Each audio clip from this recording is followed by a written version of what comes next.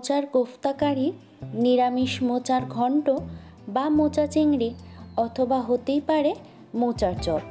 খেতে যতটা লোভনীয়, তার পিছনে কিন্তু লুকিয়ে রয়েছে ততটাই খাটনি। চলুন আজকে আমি আপনাদের সাথে শেয়ার করব কিভাবে আমরা মোচা পরিষ্কার করি। প্রথমেই আমি এখানে একটা মাঝারি আকারের মোচা নিয়ে নিয়েছি। তারপর মোচার খোলাগুলোকে ছাড়িয়ে নেব আস্তে আস্তে করে। মোচার খোলাগুলো ছাড়িয়ে নিলে নিচে দেখতে পাবেন কলার ফুলগুলো রয়েছে, সেগুলোকেও আস্তে আস্তে করে ছাড়িয়ে নেব। বেলপান্নার রেসিপিতে ইজি কুকিং থেকে দিদিভাই কমেন্ট করেছে, wow nice, thank you so much.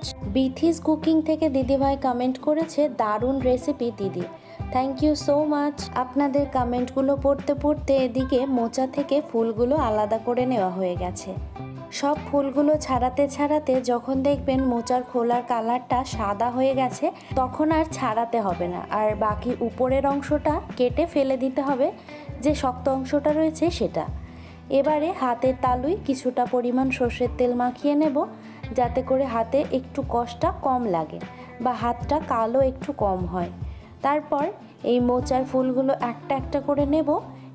এর মধ্যে থেকে যে শক্ত ডাঁটি অংশটা রয়েছে দেশলাই কাঠির মতন, সেটাকে বের করে ফেলে দেব।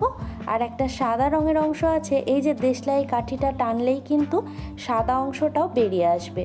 তো এই দুটো অংশকে আলাদা করে নিতে হবে। নিখুঁতভাবে প্রতিটা ফুল থেকে কিন্তু আমাদের এই দুটো অংশ বের করে নিতে হবে, নাহলে এ দুটো অংশ কিন্তু সেদ্ধ হয় না। এইভাবে করেই সব ফুলগুলো কিন্তু আমরা ছাড়িয়ে নেব। ববি কুকিং থেকে দিদিভাই কমেন্ট করেছে, দারুণ, থ্যাংক ইউ সো মাচ দিদিভাই। রান্নার রানী থেকে দিদিভাই কমেন্ট করেছে, ইয়ামি, ভালো থেকো সোনা বোন, বিউটিফুল কালার। আমার নেম তো বললে না। এই তো দিদিভাই, আপনার নামটাও আমি বলে দিলাম, আর সরি অনেকটা লেট হয়ে গেল। এদিকে কিন্তু আমার কলার ফুলগুলো খুব ভালো মতন করে পরিষ্কার করে নেওয়া হয়ে গেছে। যে অংশগুলো ফেলে দেব সেটাও কিন্তু আমি আলাদা করে নিয়েছি। এখন মোচাগুলোকে কেটে নেব। তার জন্য একটা চপিং বোর্ডের উপরে আমি কিছুটা পরিমাণ সর্ষের তেল খুব ভালো করে মাখিয়ে নেব, যাতে মোচার আঠাটা চপিং বোর্ডের উপরে লেগে না যায়। আবারও হাতে কিছুটা পরিমাণ সর্ষের তেল মেখে নিচ্ছি। এখন এই মোচার ফুলগুলোকে আমি কেটে নেব। আমি এখানে চাকু দিয়ে কেটে নিচ্ছি, আপনারা চাইলে বটি দিয়েও কেটে নিতে পারেন। আর যতটা পারবেন ততটা কিন্তু মিহি করে কাটার চেষ্টা করবেন। সুস্মিতা ভয়েস অফ ভাইবস থেকে দিদিভাই কমেন্ট করেছে, বেলপান্না দারুণ হয়েছে, খুব সুন্দর দিদিভাই, পাশে থেকো দিদিভাই। অনেক ধন্যবাদ আপনাকে, এভাবেই পাশে থাকবেন। রিঙ্কুর হেসেল থেকে দিদিভাই কমেন্ট করেছে, ভালো হয়েছে দিদিভাই, অনেক ধন্যবাদ। ছুলো আসমান থেকে কমেন্ট করেছে, wow, thank you so much dear. Blessing কন্যা কমেন্ট করেছে, খুব সুন্দর হয়েছে আপু, পাশে থাকার অনুরোধ রইল, অবশ্যই পাশে থাকবো। এখন একটা বোলের মধ্যে আমি এখানে গরম জল নিয়ে নিচ্ছি পর্যাপ্ত পরিমাণে। এবারে এর মধ্যে দিয়ে দেব 1 চা চামচ পরিমাণ হলুদ গুঁড়ো।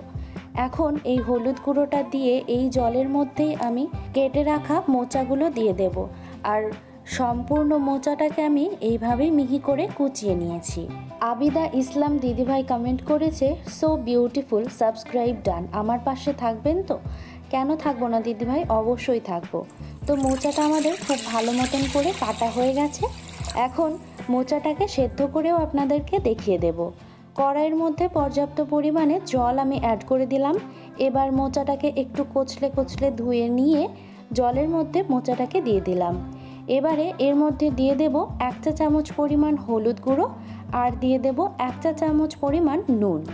এবারে সব কিছুকে খুব ভালো করে মিশিয়ে নিয়ে ঢাকনা চাপা দিয়ে মিডিয়াম টু লো ফ্লেমে 10 থেকে 15 মিনিটের জন্য এটাকে সেদ্ধ করে নেব।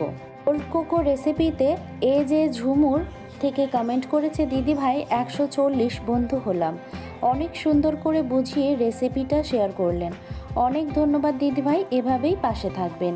তো 10 থেকে 15 মিনিট পর এখন আমি ঢাকনাটা তুলে নিচ্ছি, আর আপনাদেরকেও দেখিয়ে দেব যে মোচাটা কত সুন্দরভাবে সেদ্ধ হয়ে গেছে।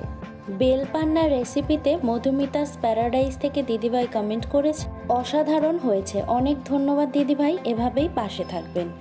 এখন মোচাটাকে জল ঝরিয়ে নেব, আর এই মোচাটা কিন্তু সব রকম রান্না করার জন্য একদম রেডি। বাই।